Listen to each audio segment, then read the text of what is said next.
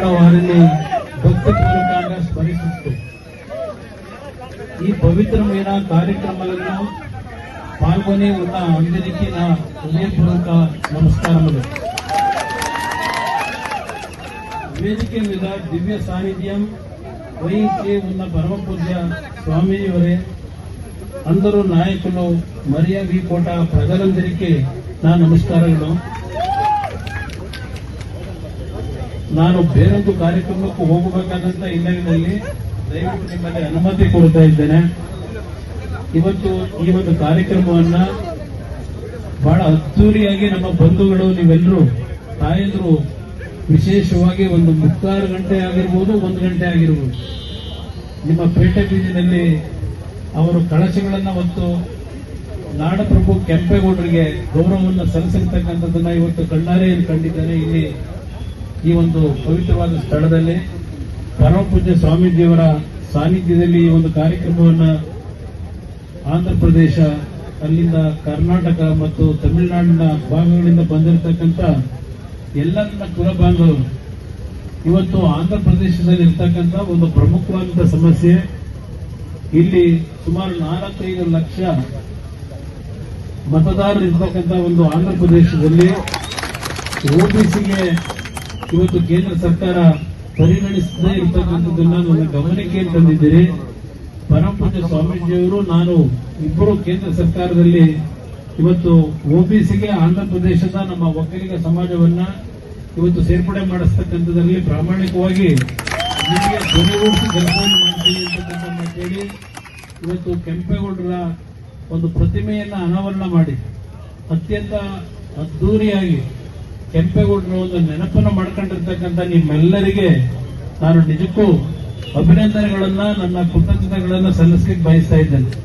ಕರ್ನಾಟಕದಲ್ಲಿ ನಾವೇನು ಕೆಂಪೇಗೌಡರ ಜಯಂತಿಯನ್ನ ಆಚರಣೆ ಮಾಡ್ತೀವಿ, ಅದಕ್ಕೆ ಸರಿಸಮನಾಗಿ ಇವತ್ತು ಈ ಒಂದು ಸಣ್ಣ ಒಂದು ಹೋಬಳಿಯ ಕೇಂದ್ರ ಇರಬಹುದು, ಈ ವಿಕೋಟೆಯಲ್ಲಿ ಇಷ್ಟು ಅದ್ದೂರಿಯಾಗಿ ತಾವು ಈ ಕಾರ್ಯಕ್ರಮವನ್ನು ನೆರವೇರಿಸಿದ್ದೀರಿ. ನಿಜಕ್ಕೂ ಕೆಂಪೇಗೌಡರ ಬಗ್ಗೆ ನೀವು ಇಟ್ಟಿರ್ತಕ್ಕಂಥ ಅಭಿಮಾನ, ಕನ್ನಡ ನಾಡಿನಲ್ಲಿ ನಾವೇನಿದ್ದೇವೆ ನಮ್ಮನ್ನು ಮೀರಿಸ್ತಕ್ಕಂಥ ರೀತಿಯ ಅಭಿಮಾನ ನೀವು ಹೊಂದಿರತಕ್ಕಂಥದ್ದು ಬಹಳ ದೊಡ್ಡ ಹೆಮ್ಮೆಯನ್ನು ತಂದಿರತಕ್ಕಂಥ ವಿಚಾರ. ನಿಮ್ಮ ಜೊತೆಯಲ್ಲಿದ್ದೇನೆ. ನನಗೆ ಯಾವುದೋ ಒಂದು ತುರ್ತು ಕಾರ್ಯಕ್ರಮಕ್ಕೆ ಹೋಗಬೇಕಾದಂತಹ ಒಂದು ದೂರವಾಣಿ ಕರೆಯ ಮುಖಾಂತರ ಏನು ನನಗೆ ಸಂದೇಶ ಬಂದಿದೆ, ಅದಕ್ಕೆ ಹೋಗಬೇಕಾದ ಅನಿವಾರ್ಯತೆ ಇದೆ. ನಿಮ್ಮಲ್ಲಿ ಕ್ಷಮೆ ಕೋರ್ತೇನೆ. ಮತ್ತೊಂದು ಬಾರಿ ನಾನು ತಮ್ಮ ಈ ಒಂದು ವಿಕೋಟೆ ಗ್ರಾಮಕ್ಕೆ ಬೇರೆ ಯಾವುದಾದ್ರೂ ಒಂದು ಕಾರ್ಯಕ್ರಮದಲ್ಲಿ ಭಾಗವಹಿಸಿ ಹೆಚ್ಚಿನ ಸಮಯವನ್ನ ನಿಮಗೆ ಕೊಡ್ತೀನಿ ಅಂತಕ್ಕಂಥ ಮಾತನ್ನು ಹೇಳಿ ನಿಮ್ಮೆಲ್ಲರಿಗೆ ನನ್ನ ಗೌರವಪೂರ್ವಕವಾದ ನಮಸ್ಕಾರಗಳನ್ನು ಸಲ್ಲಿಸಿ 2 ಮಾತು ಮುಗಿಸ್ತೇನೆ. ಜೈ ಜೈ ಕರ್ನಾಟಕ. ಮಾತು ಬೃಹತ್ ಕೈಗಾರಿಕೆ ಮಂತ್ರಿಯಾಗಿ ಉತ್ತಮವಾದಂತಹ ಸೇವೆಯನ್ನು ಮಾಡ್ತಾ ಇದ್ದಾರೆ. ನಾಡಪ್ರಭು ಕೆಂಪೇಗೌಡರ ವಂಶಸ್ಥರು ನಾವೆಲ್ಲರೂ ಕೂಡ.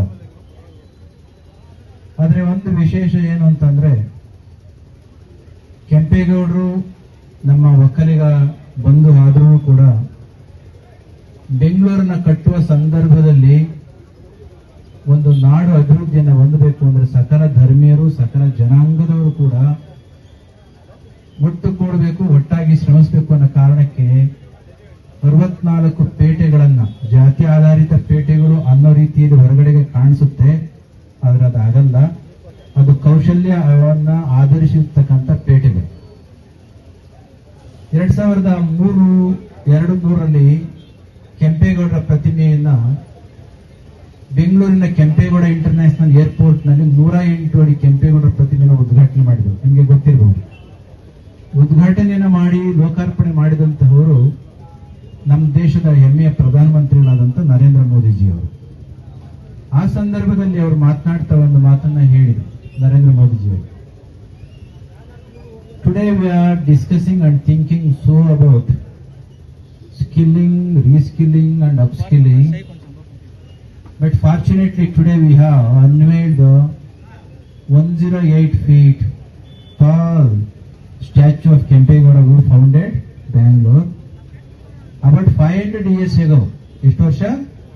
500 ವರ್ಷಗಳ ಹಿಂದೆನೇ ಕೆಂಪೇಗೌಡರು ಇವತ್ತು 500 ವರ್ಷಗಳ ನಂತರ, ಇದು ಪ್ರಧಾನಮಂತ್ರಿ ಮಾತನಾಡಿ ಹೇಳ್ತಾ ಇದ್ದೀನಿ, 500 ವರ್ಷಗಳ ನಂತರದಲ್ಲಿ ನಾವು ಕೌಶಲ್ಯದ ಬಗ್ಗೆ ಏನು ಮಾತನಾಡ್ತಾ ಇದ್ದೀವಲ್ಲ, ಈ ಕೆಲಸವನ್ನ ಕೆಂಪೇಗೌಡರು 500 ವರ್ಷದಿಂದನೇ ಮಾಡಿಬಿಟ್ಟಿದ್ರು. ಅವರು ನಮ್ಮೆಲ್ಲರಿಗೂ ಕೂಡ ಆದರ್ಶಪ್ರಾಯವಾಗಿರ್ತಕ್ಕಂಥ is a pioneer in the field of the skill development ಅಂತ ಹೇಳಿದ್ರು.